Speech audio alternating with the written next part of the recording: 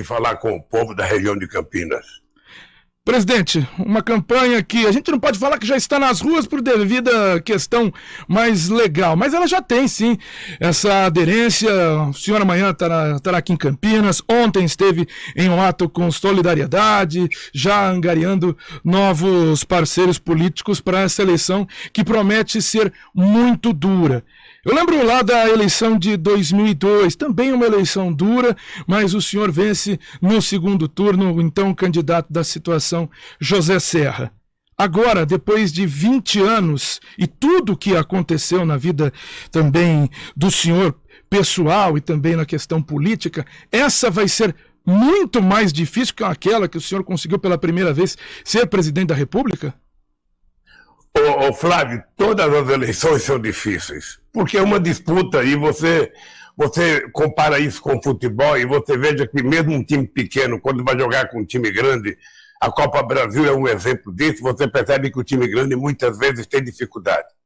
Veja, eu sinceramente acho que nós temos todas as condições de ganharmos as eleições e voltarmos a governar o Brasil. Acho que as condições estão dadas, o povo brasileiro está querendo mudança, o povo brasileiro faz sistematicamente uma comparação entre aquilo que nós fizemos no nosso governo e aquilo que o atual governo está fazendo. Eu acho que isso vai permitir que a aliança que nós fizemos com o PSB, tendo o Alckmin como vice, com o PSOL tendo o Boulos como deputado federal, e outras alianças que nós estamos fazendo com Solidariedade, com o PCdoB, vai permitir que a gente esteja muito mais forte do que a gente estava em 2002, quando eu disputei com o Serra, ou mesmo em 2006, quando eu disputei com o governador Alckmin. É uma campanha mais incivilizada do que as outras, porque as outras eram uma campanha civilizada, em que você tinha disputa, você tinha briga com os adversários, mas era uma coisa dentro do campo da política, era uma coisa muito civilizada. A gente terminava um ato público, podia se encontrar em qualquer lugar e conversar como adversário, se respeitando. Com o atual presidente é tudo muito difícil, porque ele é cercado de milicianos em quase todo o território nacional e ele gosta de estimular o ódio, gosta de estimular a briga, gosta de estimular a provocação, que não faz parte do nosso diário na política. Ou seja, mas eu estou convencido que nós vamos fazer uma campanha num nível muito alto, nós vamos querer conversar sobre a situação do povo brasileiro e as soluções para os problemas que vive o povo brasileiro. Então, o fato de começar, fazer a viagem a Sumaré e a Campinas antes do dia que vai me lançar a pré-candidatura, para mim é muito importante, é significativo. Primeiro porque eu já fui a Vila Sônia 3 vezes. Segundo, porque Campinas é uma cidade que representa, um conjunto de outras cidades que é mais ou menos por volta de 3 milhões de habitantes. Campinas é como se fosse a grande capital de uma região e na Unicamp é sempre um prazer. Eu, na verdade, não gosto do título aula magna, porque nem sei dar aula e nem sei muito menos magna. O que eu quero é conversar com os estudantes sobre o que aconteceu na educação desse país, a destruição da ciência e tecnologia, a destruição e a falta de recursos para nossas universidades espalhadas no Brasil inteiro. Então é isso que eu quero conversar com as pessoas. E depois vai ter uma coisa importante, que é uma coisa mais fraternal, Flávio, que eu vou visitar o meu companheiro Rogério Cerqueira Leite, vou na casa dele encontrar com ele, com alguns intelectuais, para agradecer tudo o que o nosso companheiro Rogério Cerqueira Leite fez pela democracia, pela educação e pela ciência e tecnologia no Brasil. Presidente Lula, o senhor fala de uma comparação entre governos, né? Governo até 2010 e agora com o governo do presidente Jair Bolsonaro. Mas durante a campanha, nem durante a campanha, isso já vem acontecendo agora. A comparação do que aconteceu de lá para cá, de 2010 para cá, o governo Dilma, impeachment, a Lava Jato, o senhor foi processado, respondeu a um julgamento, foi condenado, depois deixou a prisão, esse julgamento foi anulado e um dos pontos aí, entre tantos processos, prescrito. Isso tudo vai estar dentro da eleição. Como debater esse tipo de assunto e como escapar desse assunto para esse público que o senhor precisa conquistar para ganhar a eleição? Flávio, eu não quero escapar desse assunto. Eu não quero fugir. Aliás, eu quero discutir esse assunto, mesmo sabendo que não é um assunto prioritário para o povo brasileiro. Veja, porque nós já provamos em 20 e poucos processos que o ex-juiz Moro era um mentiroso, que o ex-procurador Dallagnol era um mentiroso, que essas pessoas montaram uma farsa política utilizando a justiça na perspectiva de tentar me destruir. Ou seja, e o que aconteceu de fato é que aconteceu aquilo que eu previ, ou seja, quem tem a verdade dentro de si vai vencer a batalha. E eu provei em cada processo meu a quantidade de mentiras que foi contada a meu respeito. E você está lembrado que no primeiro depoimento que eu fui fazer com o juiz Moro, eu falei, olha, vocês estão condenados a me condenar porque vocês já mentiram demais. E a desgraça de quem conta a primeira mentira é que continua mentindo o resto da vida para justificar a primeira. E nós estamos com um problema, porque o Moro não enganou apenas a sociedade brasileira, ele enganou a imprensa brasileira, que foi estimulada a veicular todo santo dia as mentiras contadas por ele e pelo Dallagnol. Ou seja, a imprensa brasileira, uma parte dela, transformou em verdade as mentiras. Agora, o que eu acho que deveria acontecer era que uma parte da imprensa poderia pedir desculpa por ter sido enganada pelo Moro e pelo Dallagnol, pela equipe da Lava Jato, pedir desculpa ao povo brasileiro por tanta insensatez dessas pessoas que deveriam, por ser homem de Estado, por ser empregado do Estado, ter respeitado mais a sociedade brasileira. O saldo que ficou da Lava Jato, ô Flávio, foram 4.400.000 pessoas desempregadas, foi a quebradeira da indústria de engenharia brasileira, foi mais de 170 bilhões de reais que deixou de ser investido no setor produtivo nesse país e mais 58 milhões que deixou de ser arrecadado. Esse é o saldo que ficou para o Brasil. Esse é o saldo. Porque aquelas pessoas que roubaram e delataram, aquelas pessoas continuam ricas. Aquelas pessoas ficaram com metade do roubo. Ou seja, na verdade, a Lava Jato legalizou o roubo de quem roubou. E como eu tinha necessidade de provar que aquilo era uma farsa, cá estou eu dando entrevista para você, muito tranquilo, que eu tenho certeza que meus acusadores não têm 10% da tranquilidade que eu tenho hoje. E, presidente Lula, o senhor cita aí pedir desculpas. O seu atual parceiro, que deve ser então vice nessa campanha presidencial, Geraldo Alckmin, já pediu desculpas para o senhor? Porque na última campanha, lá em 2018, ele citou com veemência que o senhor queria voltar para a cena do crime. Ele pediu desculpas já?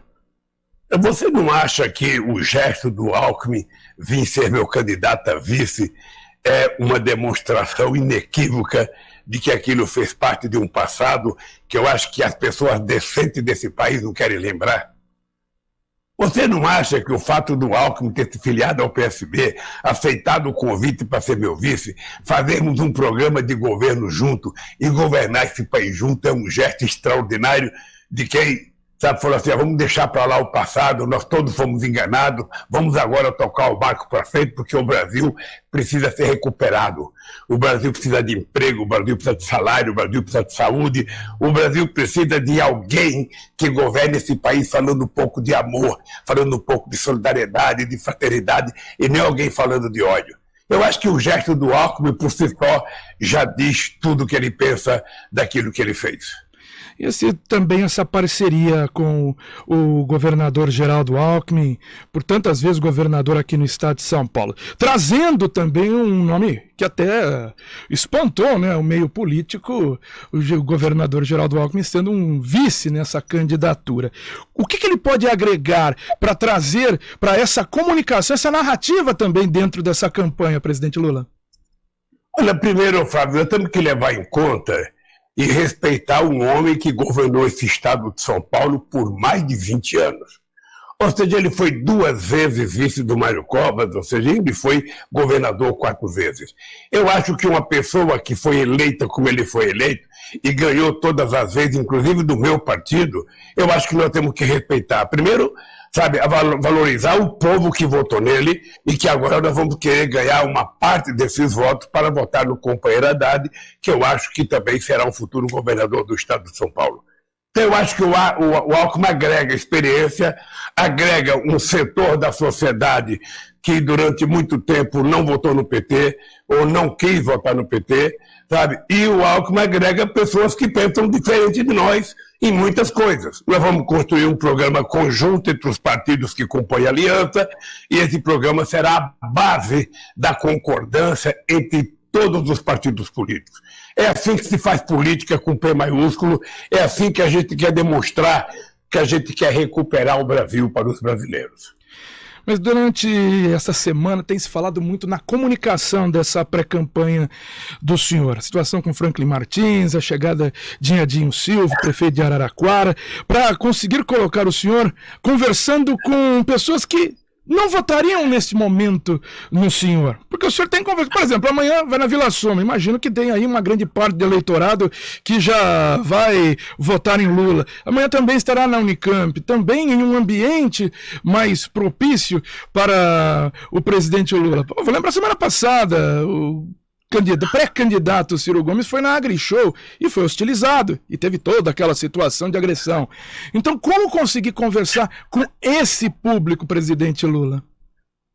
Flávio, você se esquece que eu fui candidato muitas vezes nesse país. Eu fui candidato em 89, 94, 98, 2002, 2006.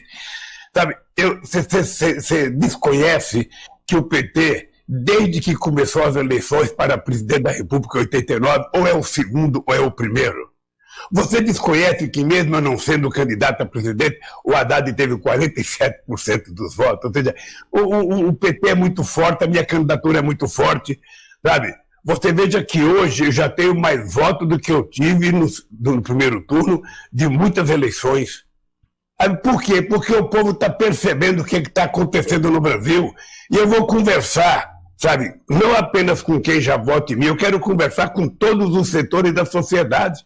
E nesse aspecto, o Alckmin também ajuda a conversar com setores que antes estavam afastados do PT. Não tem problema, eu já fui fazer campanha em tantos lugares adversos, eu já fiz campanha em tantos lugares desse país que não tem lugar proibido para fazer campanha. A única coisa que eu tenho que respeitar é que tem outros candidatos e em alguns lugares pode ter eleitores dos outros candidatos. E esses eleitores dos outros candidatos poderão não gostar da nossa visita, mas isso faz parte da política. E eu estou realmente calejado para tratar, sabe, com essas adversidades. Mas o que é importante, Flávio, é que nós vamos construir uma maioria política na sociedade brasileira para que a gente possa recuperar o Brasil.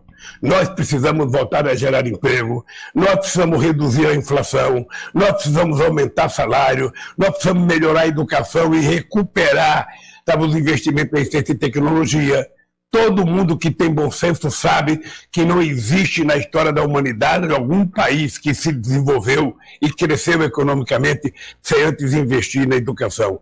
E é isso que nós vamos conversar com o povo. Um país que é o terceiro produtor de alimento do mundo não tem explicação ter 19 milhões de pessoas passando fome. Uma cidade rica como Campinas, uma região rica como a região de Campinas, não tem sentido ter gente dormindo na rua, ter gente perambulando pela rua, ter gente dormindo nas praças. Qual é a lógica disso? Qual é a lógica do terceiro produtor de alimento do mundo ter 19 milhões de pessoas passando fome e 116 milhões de pessoas com insegurança alimentar? Qual é a lógica do maior produtor de proteína animal do planeta ver o povo correr atrás de um caminhão cheio de carcaça de frango ou as pessoas irem no açougue pegar osso? Ora, isso, na verdade, demonstra que a falta de vergonha na cara da governança desse país. É preciso que a gente tenha a sensibilidade de que nós podemos consertar isso, e já consertamos uma vez. Nós levamos o Brasil a ser a sexta economia do mundo, e você lembra disso, Flávio. Nós levamos o Brasil a uma reserva internacional que ele nunca tinha tido na sua história, de 370 bilhões de dólares, que é o que salva o Brasil até hoje. Nós levamos o Brasil a diminuir a sua dívida interna bruta de 65% para 32%. Então, o que nós mostramos é que, ao tirar 36 milhões de pessoas da miséria absoluta e a levar 40 milhões de pessoas para um consumo de classe média, sabe, classe média, ou seja, o que nós provamos é que o pobre, ele não é o problema do Brasil, ele é a solução na medida em que você tem a política de inclusão social e essas pessoas passem a participar do processo de desenvolvimento do Brasil. É isso que nós queremos fazer, é isso que nós vamos fazer, e você vai perceber como tudo vai melhorar, aí em Campinas, na região de Campinas, sabe, no estado de São Paulo e no Brasil inteiro. E, presidente, com tudo isso que o senhor trouxe para a gente, é lógico, a gente conhece sim a história do presidente Lula, que disputou tantas eleições, ganhou tantas eleições, fez governadores e também sucessores, como a presidente Dilma Rousseff, foi também reeleita, e o PT sempre participa da eleição presidencial e sempre está lá. Sempre está, pelo menos na segunda posição aí na eleição presidencial. Mas diante disso tudo, todo esse cenário que o senhor colocou, e realmente a economia está muito complicada, a inflação altíssima, mas o que a gente vê aí nessas disputas, a gente achava e via nas eleições, ou pelo menos nas pesquisas, que muita gente dava como certa a eleição do senhor, e até falando até em primeiro turno. E nas últimas pesquisas tem tido uma aproximação do presidente Jair Bolsonaro diante disso tudo que você colocou, presidente. O que está acontecendo? O que aconteceu para ele se aproximar tanto do senhor? Ele não está aproximado. Eu não sei qual é a pesquisa que você está vendo, Fábio, porque hoje você tem pesquisa feita por telefone, hoje você tem pesquisa feita pela internet, e a pesquisa que conta para qualquer instituto sério é a pesquisa feita presencialmente. O Bolsonaro recuperou 3 ou 4 pontos na pesquisa depois da saída do Moro, mas se você perceber bem, a nossa distância continua acima de 15 pontos no Brasil, e isso é uma distância muito grande. No segundo turno, essa distância aumenta para 20%, 25% dos votos, ou seja, eu estou tranquilo, eu estou com certeza de que nós temos todas as condições para ganhar as eleições em 2022. É preciso trabalhar, é preciso colocar o pé no chão, é preciso andar o Brasil, é preciso conversar com as pessoas, é preciso elaborar um programa que leve em conta a necessidade, sabe, de gerar os empregos que precisamos gerar, de recuperar a massa salarial que caiu 9% este ano, de fazer com que a gente tenha política de crédito para o pequeno e médio empreendedor brasileiro, ou seja, nós temos que fomentar o crescimento, sabe, da atividade do empreendedorismo para a gente superar um pouco a questão do emprego. E nós não podemos aceitar a ideia que o cara que trabalha, sabe, com bicicleta, entregando comida, é um empreendedor, sabe, porque na verdade ele é um empregado que não tem direito, porque ele não conhece o patrão dele, porque ele não tem 13º, porque ele não tem descanso semanal remunerado, ele não tem final de semana, ele não tem Natal, ele não tem Ano Novo. O que nós precisamos é fazer uma regulamentação que permita que esse cidadão tenha seguridade social e, ao mesmo tempo, ter uma política de investimento para fomentar o empreendedorismo no Brasil. Eu tenho dito publicamente, Flávio, que uma das coisas que nós vamos fazer é transformar o BNDES não num banco de investimento de grandes grupos econômicos, porque esse pode até pegar dinheiro no exterior. É um banco, sabe, que tenha condições de fomentar o desenvolvimento para pequeno e médio empresário brasileiro. Sabe, essa gente que gera emprego, essa gente que, sabe, dá dinamismo à economia brasileira, e é isso que nós vamos fazer para que o Brasil volte efetivamente a crescer. E, presidente, só para a gente finalizar, infelizmente, e eu não estou colocando isso para polemizar qualquer situação, mas gostaria de colocar essa fala de um vereador aqui de Campinas na última sessão, que atacou, né, o ex-presidente Luiz Inácio Lula da Silva, e por isso eu estou colocando aqui, até para o senhor ter essa ciência, também se quiser responder, faça uso, porque já que ele teve uso da Câmara aqui de Campinas nesta última sessão. A gente tem o áudio, mas o áudio não está muito bom para a gente acompanhar. Mas eu vou aqui citá-lo, né? Foi o vereador Major Jaime, do PP, que é de direita, e na sessão da última segunda-feira, ele disse a seguinte frase, presidente Lula: Lula, por ter vício da bebida, deveria se internar na instituição Padre Haroldo. Como ele tem outro vício de roubar, ele pode ficar na P1 do Ataliba Nogueira. Assim ele cura o seu vício e não destrói o Brasil. Essa foi parte, né, da frase dessa declaração do vereador aqui de Campinas. Mais uma vez, como eu disse, não estou querendo polemizar, mas é uma situação para colocá-lo de ciência. E se o senhor quiser responder, está aqui aberto o CBN Campinas. Não, esse rapaz aí que eu não conheço, ou seja, eu não costumo responder coisas rasteiras que os adversários fazem. Esse rapaz, ele acha que quem escutou ele aí, ele precisaria ser internado numa clínica de repouso, porque ele é totalmente desequilibrado. Um cidadão que tem um cargo de vereador, e se ele é major ainda da Polícia Militar ou das Forças Armadas, ele deveria ter tido uma formação mais civilizada. Ele deveria ser um cara mais educado, mais respeitoso. Mas é isso que as pessoas ligadas ao capitão pensam. Sabe? É isso. Eles não sabem fazer política de forma civilizada. Eu possivelmente não farei essa campanha fazendo resposta rasteira aos meus adversários. Quem gosta de viver no lixo, que fique no lixo, porque eu não participarei disso. Presidente Luiz Inácio Lula da Silva, pré-candidato aqui à presidência da República. Lançamento da pré-candidatura será no dia 7 de maio. Queria agradecer a participação do senhor aqui no CBN Campinas. Gentileza aqui de poder atender a CBN.